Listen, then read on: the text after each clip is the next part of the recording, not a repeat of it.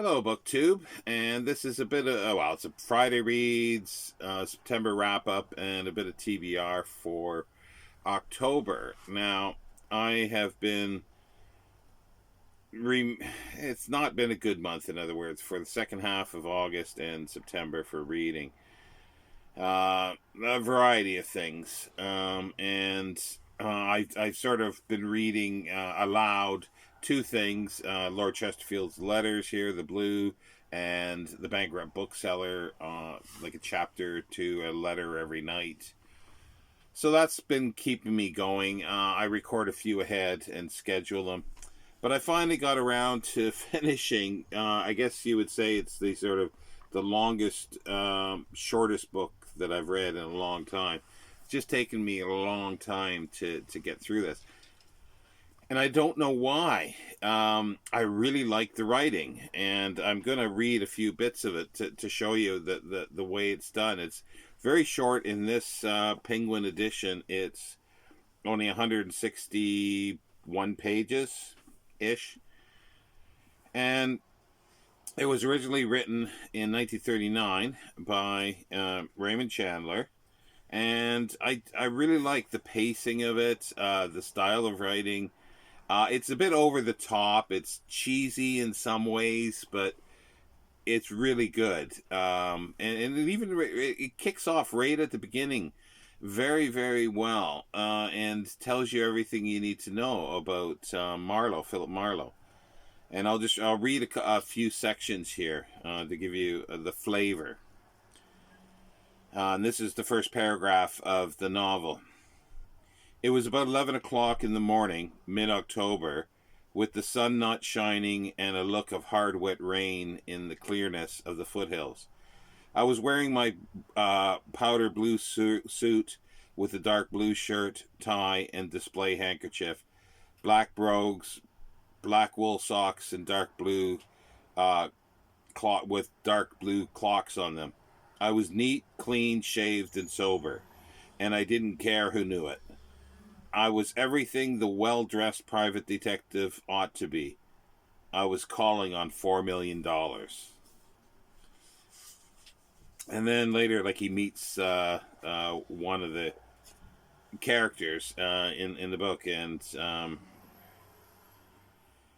it's daughter Carmen of the person who hires him, and she was 20 or so, small and delicately put together, but she looked durable. She wore pale blue slacks, and they looked well on her. She walked as if she were floating. Her hair was a fine tawny wave cut, much shorter than the current fashion of page boy tresses curled in at the bottom. Her eyes were slate gray and had almost no expression when they looked at me. She came over near me, smiled with her mouth, and she had little, sharp, predatory teeth, as white as fresh orange pith and as shiny as porcelain. They glistened between her thin, too taut lips. Her face lacked color and didn't look too healthy. "Tall, aren't you?" she said. "I didn't mean to be," was his reply. And then her father, the general, is sort of describing his sort of both daughters, Vivian and Carmen. And he says, "Do the girls?" Marlowe asked, "Do the girls run around together?" "I think not. I think they go their separate and slightly divergent roads to perdition. Vivian is spoiled, exacting, smart, and quite ruthless. Carmen is a child who likes to pull wings off flies. Neither of them has any more moral sense than a cat. Neither have I. No Sternwood ever had. Proceed." And you find out that they're well educated, they're well read, and so forth. And even Marlowe quips and has quips and refers to Sherlock Holmes, Philo Vance. He refers to Charlie Chan, and he even says something about Peter Pan. So it's kind of interesting. But I like the very last paragraph too. It says, What did it matter where you lay once you were dead? In a dirty sump or in a marble tower on top of a high hill? You were dead. You were sleeping the big sleep. You were not bothered by things like that. Oil and water were the same as wind and air to you. You just slept the big sleep, not caring about the nastiness of how you died or where you fell. Me, I was part of the nastiness now, for more a part of it than Rusty Reagan was. But the old man didn't have to be. He could lie quiet in his canopied bed with his bloodless hands folded on the sheet, waiting. His heart was a brief, uncertain murmur. His thoughts were as gray as ashes, and in little while he too, like Rusty Reagan, would be sleeping the big sleep. And then he ends the final bit is, on the way downtown I stopped at a bar and had a couple of double scotches. They didn't do me any good. And all they did was make me think of Silverwig, and I never saw her again. I just think it's fabulously done. And I'm going to be watching the movie over the weekend and doing a book to film for this. This was promised, and this was actually gifted to me for Christmas. No, not Christmas. Birthday present in April, and I'm just fine to get around to it. And the film, the one that I will be watching, is with Humphrey Bogart. And in many ways, I see Humphrey Bogart in this character, but there is divergences. I don't see him fully in the character, the way it's portrayed in here. So we'll leave that for the book to film. Now, what else? Yes. This past week, I read this Edmund Goss, Some Memories by William Bellows. An interesting thing. One of my subscribers, Michael, he sort of is interested in Edmund Goss as well, and as he likes to say, I send him down rabbit holes to look for stuff in some of my videos.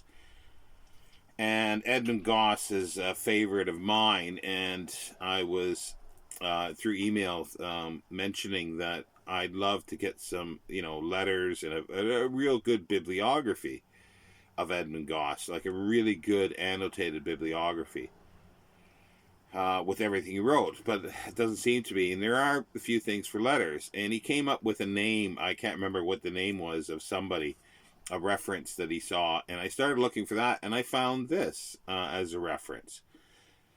I didn't realize at the time it was so thin. I looked for it for sale, and I thought, oh wow, it can't be that expensive. It's like the cheapest one I could find was about £50 immediately. And then I turned up one for £1.50 with free shipping. So I figured, well, I'll give that a go. Didn't think that it was going to have a dust jacket. It came. This dust jacket is very fragile. It was weird. It was inside a sort of hard plastic, see-through plastic envelope that was sealed. So I took it out, but the jacket was just falling apart. You could see all the bits and pieces on the spine here, and there's chips missing. The chips were probably in the, or turned to dust in the envelope, the plastic envelope. But this is a jacket from 1929, and it is a reminiscence of a friend who knew Goss from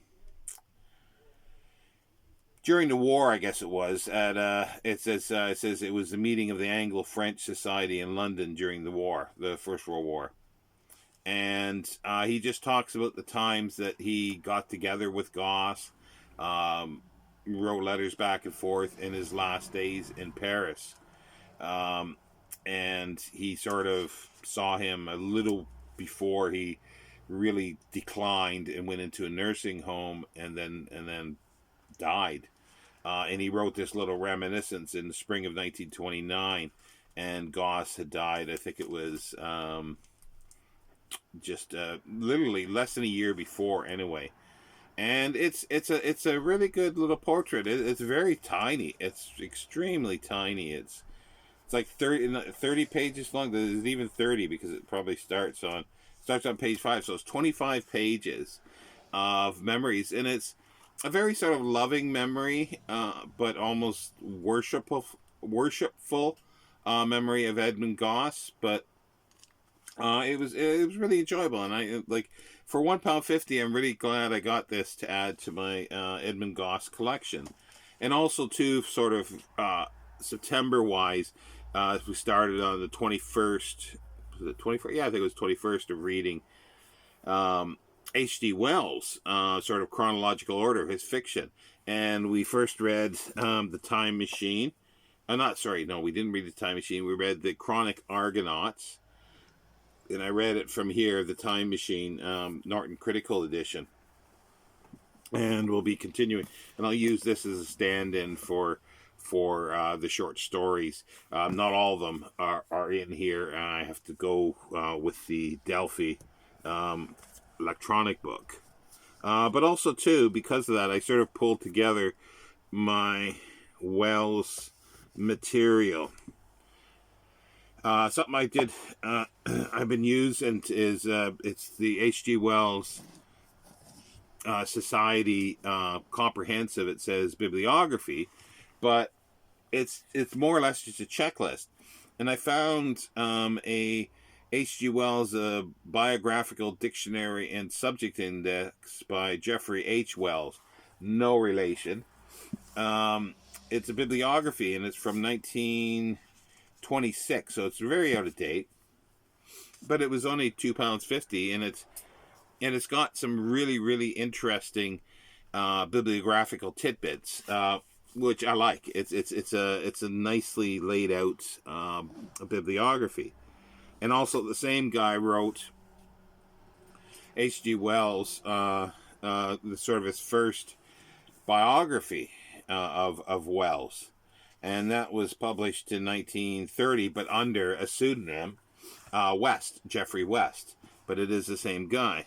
So, and I will proceed to, like, I've been looking at things like this. Like, I pulled this out, H.G. Wells, A Literary Life by Adam Roberts. He's a good scholar. This is an academic study, literary study. Not so much a biography so much, but it's more of his literary writing.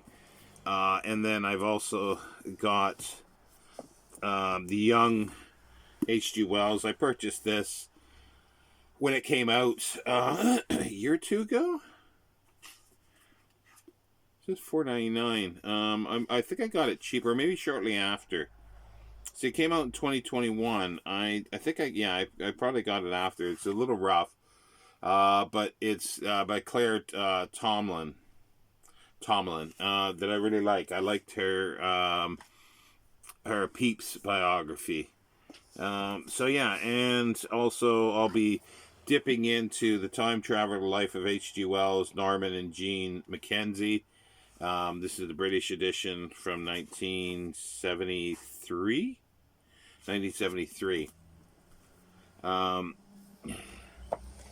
And let me read something else here for a moment. I'll be starting as of next week. Well, actually, as of tomorrow, I'll be starting my, I guess, every 2-year read through of M.R. James. And for the last little while, I've been reading these Penguin editions. And tonight I'll read the introduction, and then on the weekends I'll be reading 2 stories each. I'll link the videos of the H.G. Wells and the M.R. James video with the sort of reading schedule of the short stories throughout the month.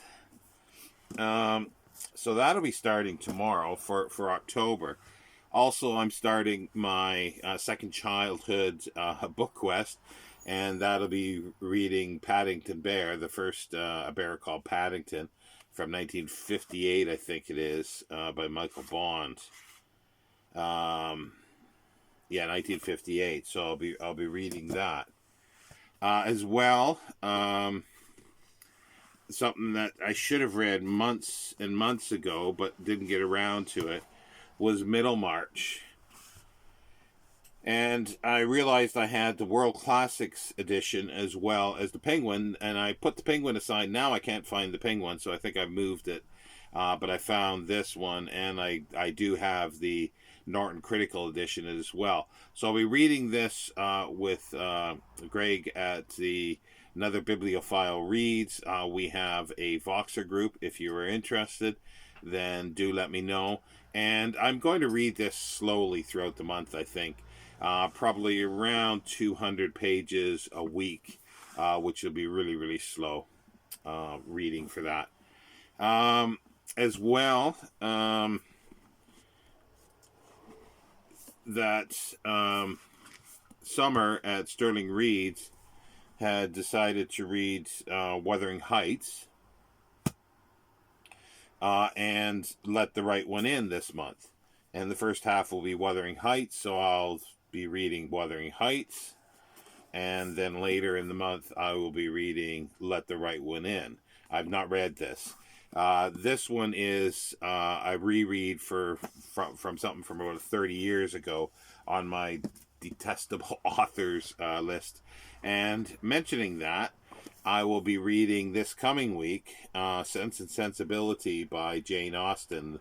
It was voted as to read them in chronological order, the main 6.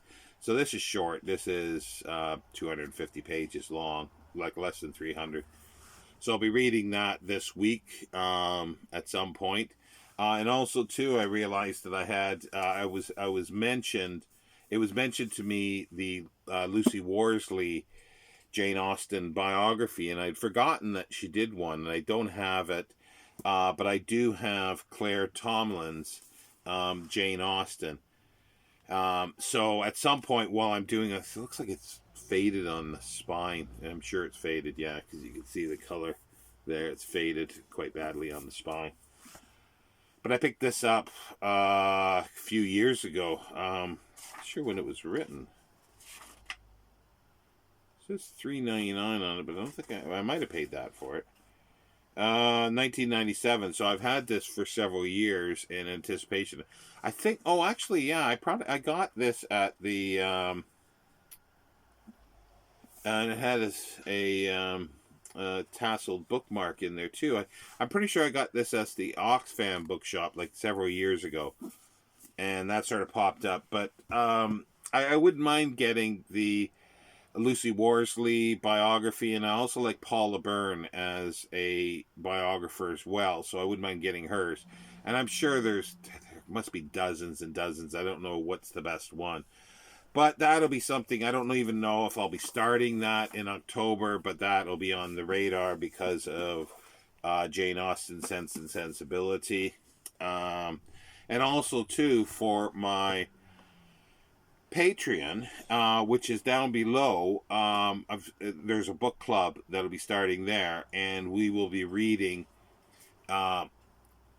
George Orwell's Down and Outs in Paris and London for October, and this will be exclusive content on the Patreon for the book club on there.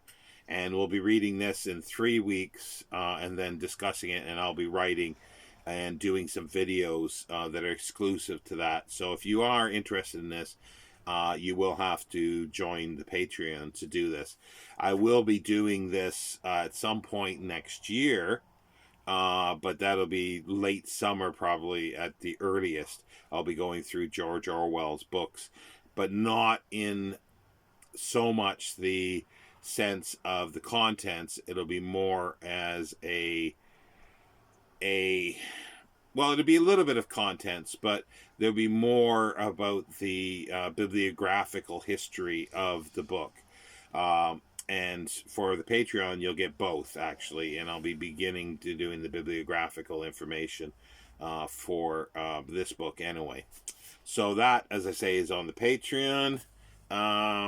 I think that's sort of it. It's quite a bit, I know, for October, especially considering how I've been... Oh, there's one other one here, sorry. Let me get that. There's another, because I've got 3 sort of reading projects in a sense.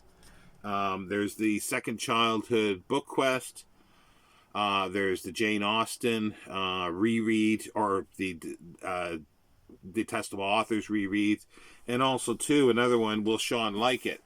And I guess this should have been done in September, so I do apologize to everyone, and especially for the person who purchased this for me.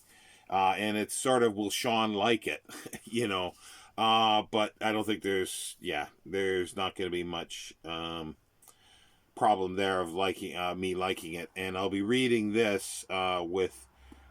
I believe that, well, with Peg, I think she wants to read this, so I'll be reading this with Peg at the history bookshelf, and possibly Mark at book time with Elvis. So if you're interested in doing this as well, then let me know, because we started a Voxer group, or we'll be starting a Voxer group for it.